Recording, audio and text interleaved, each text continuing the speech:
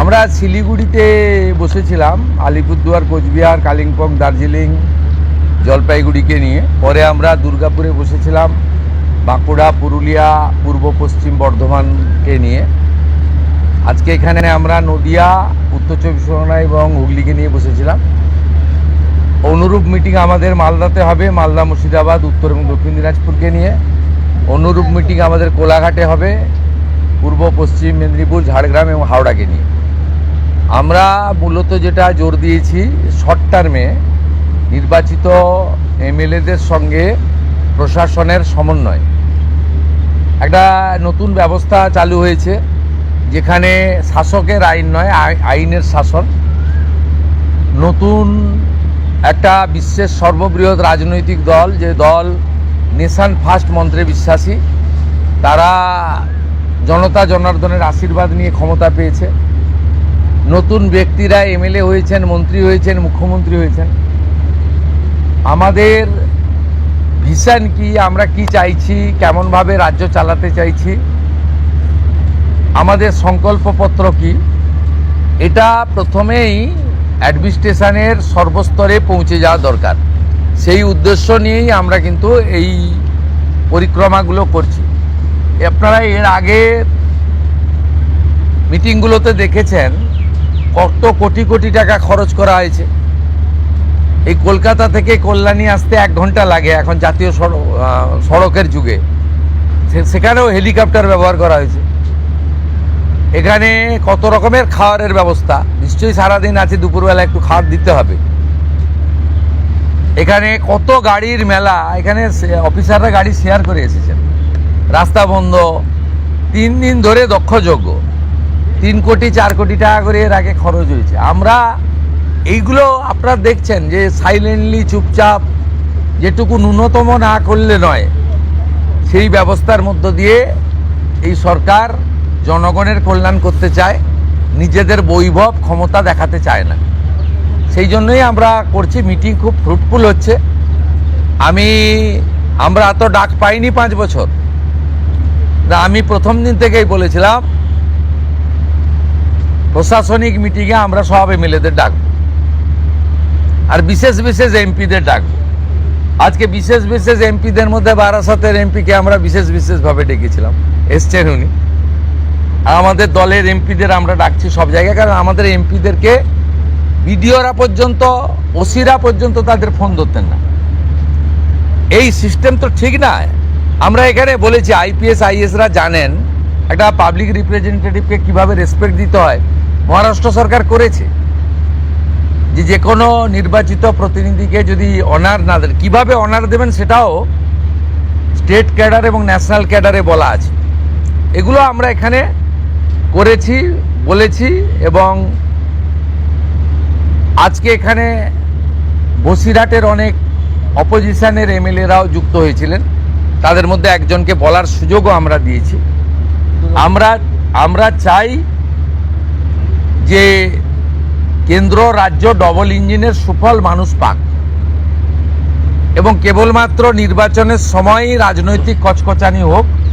সারা বছর আমরা constructive idea নিয়ে কাজ করি। আপনাদের মাধ্যমে মাননীয় প্রধানমন্ত্রীর 12 বছর সম্পূর্ণ হয়েছে। ভারত সরকার 5ই জুন বিশ্ব পরিবেশ দিবস থেকে 21শে জুন বিশ্ব যোগা দিবস ন্যাশনাল প্রোগ্রাম ডিক্লেয়ার করেছেন। পশ্চিমবঙ্গ সরকার এই ন্যাশনাল প্রোগ্রামে পার্টিসিপেট করছে, আমরা ঘোষণা করেছি। 5ই জুন রাজ্যের সমস্ত ব্লকে এবং পুরসভাতে, ইনক্লুডিং কর্পোরেশনে, মায়ের নামে একটি গাছ লাগানোর কর্মসূচি হবে। প্রত্যেক বিধায়কদেরকে অরণ্য দপ্তর, পরিবেশ দপ্তর, দুটো দপ্তর নোডাল থাকবে।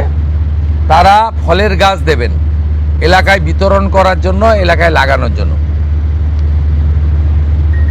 12 থেকে 20 জুনের মধ্যে 3 দিন জনকল্যাণ শিবির করতে বলা হয়েছে ভারত সরকারের পক্ষ থেকে। আমরা 3টে ডেট বেছে নিয়েছি, ওয়ার্কিং ডেট 15, 16, 17। আমরা সিএসের মাধ্যমে প্রশাসনকে বলেছি স্কুলে যেন না হয়, যাতে ক্লাস হ্যাম্পার না হয়। বিডিওরা এবং পুরসভার ক্ষেত্রে সিওরা, আর কর্পোরেশনের ক্ষেত্রে কমিশনাররা দায়িত্বপ্রাপ্ত হবেন। বিধায়করা এবং যে এমপিরা সেখানে চিফ গেস্ট হবেন, ইনোগোরেটর হবেন, সব জায়গায় জনকল্যাণ শিবির হবে। সেখানে ভারত সরকার এবং রাজ্য সরকারের চালু থাকা এবং আগামী দিনে আসতে চলা সমস্ত স্কিম আমরা তার বেনিফিট মানুষকে দেব এবং সচেতন করব। 15, 16, 17 জুন, 21শে জুন বিশ্ব যোগা দিবস। আয়ুষ ডিপার্টমেন্ট, যা পশ্চিমবঙ্গ সরকারের হেলথ ডিপার্টমেন্টের অন্তর্গত, এবং স্পোর্টস ডিপার্টমেন্ট মিলে করবে। পুলিশ থেকে, স্কুল থেকে, এনসিসি থেকে, নানা এনজিও অর্গানাইজেশন উৎসবের মতো পৃথিবীর 200টা দেশ ভারতের যোগা দিবসকে গ্রহণ করেছে। আমরা বিচ্ছিন্ন ছিলাম, আমরা এবারে যুক্ত হলাম। উৎসবের মতো হবে। আয়ুষ ডিপার্টমেন্টের প্রোটোকল মেলে যেখানে যেখানে পাবলিক যোগা হবে তার আগে 2 দিন রিহার্সাল বা তাদের যা প্রোটোকল আছে, প্রোটোকল ভেঙে হঠাৎ করে যোগা পালন করতে কেউ যাবেন না, ছবি তোলার জন্য যাবেন না, সেই প্রোটোকল মেনে তারা করবেন। আজকে একটা নীতিগত সিদ্ধান্ত নিয়েছি, ক্যাবিনেটে এটা অনুমোদনের জন্য আমি রাখবো। আয়ুষ দপ্তরকে আমরা হেলথ থেকে আলাদা করছি।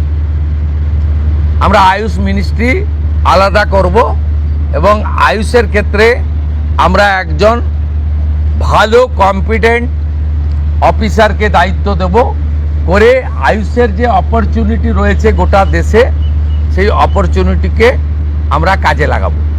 আজকের সমন্বয় মিটিংয়ে প্রথম হচ্ছে কোঅর্ডিনেশনের কথা বলা হয়েছে, দ্বিতীয় বলা হয়েছে হেলথ সেক্টরকে প্রায়োরিটি দিতে, তৃতীয় বলা হয়েছে প্রি মনসুনের কাজকে প্রায়োরিটি দিতে, 4 বলা হয়েছে স্বাস্থ্যসাথীকে আয়ুষ্মান ভারতে কনভার্ট করা এবং লক্ষ্মীর ভাণ্ডারকে অন্নপূর্ণা যোজনায় কনভার্ট করার কাজ শুরু করা। আগামীকাল বিকেলে নবান্ন থেকে আমি এবং সংশ্লিষ্ট দপ্তরের মাননীয় মন্ত্রী, সিএস, এফএস এবং অন্য আধিকারিকদের উপস্থিতিতে অগ্নিমিত্রা পাল এবং আমি একটি ফর্ম পাবলিশ করব, যেই ফর্ম অন্নপূর্ণা যোজনায় ফিল আপ করতে হবে। এবং আমরা কালকেই বিস্তারিত বলবো, কারণ এনরোলমেন্ট যখন যত তাড়াতাড়ি করবেন তত বেনিফিট আমরা দিতে পারবো। আমাদের অন্নপূর্ণা যোজনার প্রক্রিয়াটা শুরু হয়ে যাবে কাল থেকে। যেমন যেমন ফর্ম ফিল আপ হবে তেমন তেমন 3000 টাকা ট্রান্সফারও শুরু হয়ে যাবে। আর যতক্ষণ না 3000 টাকা ট্রান্সফার হচ্ছে, স্বাস্থ্যসাথী যেমন কন্টিনিউ রাখা হয়েছে আয়ুষ্মান ভারত কনভার্ট না হওয়া পর্যন্ত, এখানে আপনার লক্ষ্মী ভাণ্ডারকেও কন্টিনিউ করা হবে। বিস্তারিত কালকে আপনারা জানতে পারবেন, ফর্মের কপিও আপনারা কালকে পাবেন।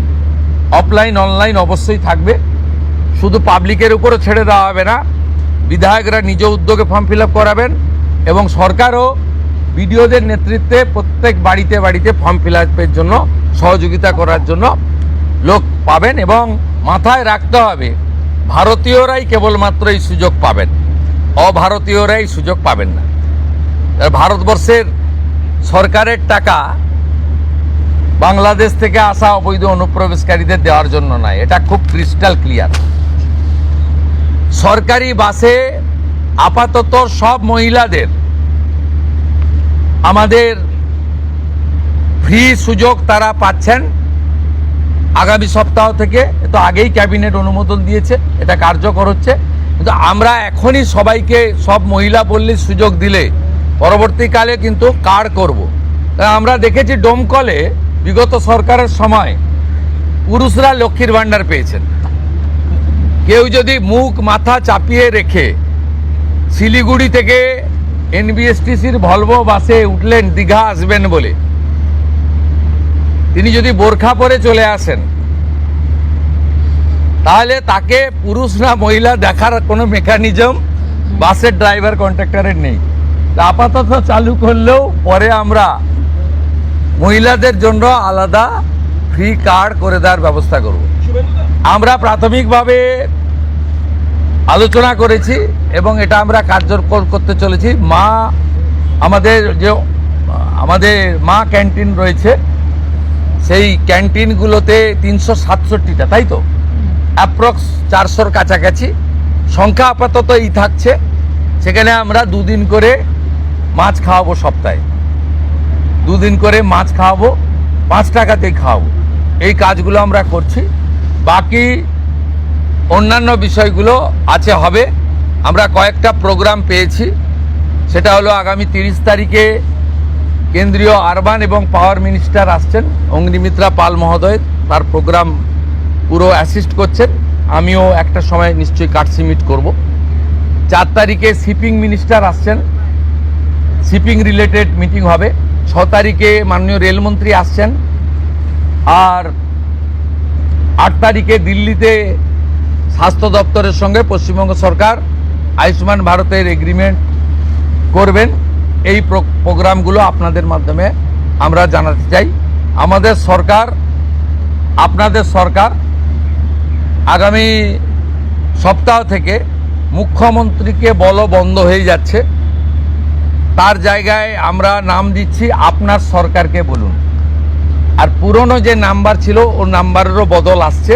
এই সংক্রান্ত বিস্তারিত যেদিন আমরা লঞ্চ করব সেই দিন আপনাদেরকে নাম্বার জানাবো। নামটা আমি আজকেই জানিয়ে দিলাম, আপনার সরকারকে বলুন।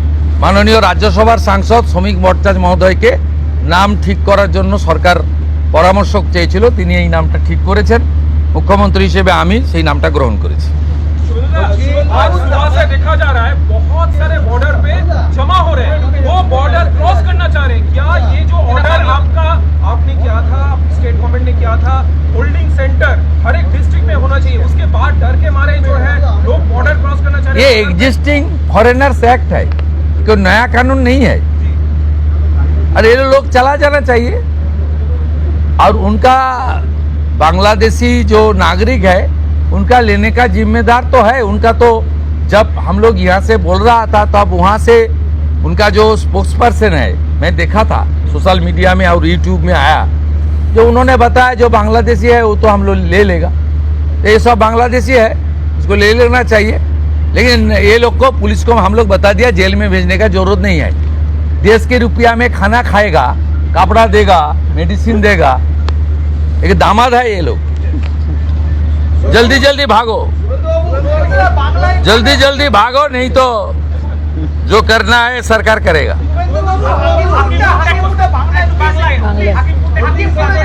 না না, আমি হাকিমপুর সম্পর্কে জানি না, আমি মিডিয়াতে দেখছিলাম। কিন্তু এটা নতুন কিছু নয়, প্রেজেন্ট অ্যাক্টই রয়েছে। এবং আমরা বলে দিয়েছি যে বাংলাদেশের অবৈধ অনুপ্রবেশকারী তাদেরকে কোর্টে পাঠানোর কোনো দরকার নেই, আইনে নেই। সরাসরি পুলিশ নেবে এবং বিএসএফ এর হাতে হ্যান্ডওভার করবে। বিএসএফ এর যা ভারত সরকার বাংলাদেশ সরকারের সঙ্গে আছে এগ্রিমেন্ট, তাতে বাংলাদেশি প্রুফ করে হ্যান্ডওভার করে দেবে। আমাদের জেলে 3 মাস 6 মাস 2 বছর রেখে আপনার চাল, আপনার ডাল, আপনার তেল, আপনার মাছ, আপনার ডিম, আপনার কাপড়, আপনার মেডিসিন ওদেরকে দেব কেন? এটা তো ভারতীয়দেরই ক্ষতি হচ্ছে, আমাদের রাজ্যেরই ক্ষতি হচ্ছে। সেই জন্য আইনটা এতদিন ছিল ভোট ব্যাংকের স্বার্থে কেউ বা কারা ব্যবহার করেনি। আমরা ভোট ব্যাংকের বাইরে গিয়ে দেশের স্বার্থে, রাজ্যের স্বার্থে এই আইন কার্যকর করছি। আবেদন করেছেন যে যারা এতদিন অভিযুক্ত রয়েছেন তাদেরকে গ্রেফতার করার জন্য এসপির কাছে, পুনরায় কি তদন্ত শুরু করবেন? আমি আবেদন পাই, এসপির কাছে উনি আবেদন করেছেন। এসপি নিশ্চয়ই ডিজিকে পাঠাবেন, ডিজি আমার সঙ্গে পরামর্শ করবেন। আমি হোম মিনিস্টার হিসেবে নিশ্চয়ই, আমার তো আইনের শাসন প্রতিষ্ঠা করার জন্যই আমাকে আপনারা মুখ্যমন্ত্রী করেছেন। তা আইনের শাসনে তামান্নাও আইনের শাসন পাবেন। আমরা তো বলেছি শাসকের আইন চলবে না, আইনের শাসন চলবে। বিরোধী দলের আমরা তো বলেছি স্কুল, কলেজ, মন্দিরের 1 কিলোমিটারের মধ্যে মদের দোকান লাইসেন্স দেওয়া যাবে না। এ সরকার অন্যভাবে চলবে, চিন্তার কোনো কারণ নেই। আমার সঙ্গে ভারত সরকারের মন্ত্রী জিতেন্দ্র সিং এর একটা মিটিং আছে 3:30টার সময়। এখন 2:30 বাজতে যায়, 1 ঘন্টা লাগবে যেতে। প্লিজ, সেটা হচ্ছে বিশেষ বিশেষ সাংসদ বিরোধীদের, তাদেরকে আপনি ডাকবেন। এই বিশেষ বিশেষের টাইপ যদি বলেন যে মানে যারা অনেকদিন পরে সত্য কথা বলছে তারাই বিশেষ বিশেষ সাংসদ। যারা বলছেন যে আপনারা আমাদের স্বাধীনতা পাইয়ে দিয়েছেন, যারা বলছেন যে এর কোনো ভবিষ্যৎ নেই, ফলতাতে যে চতুর্থ হয়েছে সে আর 1 তো দূরের কথা 2-এই আসতে পারবে না। যে সামনে ভবিষ্যৎ দেখতে পাচ্ছে। এই তালিকা আপনার কাছে প্রস্তুত? এই তালিকা তৈরি আছে। এই বিশেষ বিশেষ সাংসদ না আমি বলবো না, আপনারাই তো দেখাচ্ছেন। আমি তো আপনাদের চ্যানেলেই দেখছিলাম বারাসাতের সাংসদ কি বলছেন, তারপরে সরকারকে বললাম যে উনাকে ডাকুন, উনি নিশ্চয়ই কোঅপারেশন করতে চান। উনি আজকে বক্তৃতা করলেন, কোঅপারেশন করলেন, যাওয়ার সময় হ্যান্ডশেক করলেন, বলে এই প্রথমবার একটা ভালো মিটিং হলো। আমি এর আগে অনেক মিটিংয়ে যোগদান করেছি, বলতেই দেয় না।